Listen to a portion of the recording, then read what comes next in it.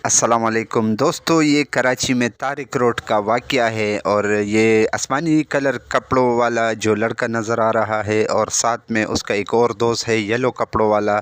ये लोग भी इधर खड़े हैं और इस गाड़ी के इंतज़ार में है। ये जी वैगन गाड़ी है जिसमें 50 लाख रुपए का कैश होता है और अभी आप लोग देख सकेंगे कि किस तरह ये लोग इन्हें पिस्टल के बट से मारते हैं और उनसे 50 लाख रुपए और मोबाइल छीन लेते हैं और यहाँ से फ़रार हो जाते हैं बड़ी आसानी के साथ। दोस्तों, ये तारिक रोड पे एक शोरूम के अंदर ये पैसे डिलीवर करने आए थे, जबकि सड़क पे ट्रैफिक का हजूम भी देखा जा सकता है। ट्रैफिक रवा दवा है और इसी दौरान में ये तीनों डकैत अपनी कार्रवाई मुकम्मल करके बड़ी आसानी के साथ यहाँ से फ़रार हो जाते हैं। हालांकि गाड़ी के अंदर जो ड्राइवर होता है उनके पास भी सामान होता है, लेकिन वो उसको इस्तेमाल नहीं करता और ये तीनों डकैत बड़ी आसानी के साथ सड़क के दूसरी पार चले जाते हैं और वहाँ से निकल जाते हैं।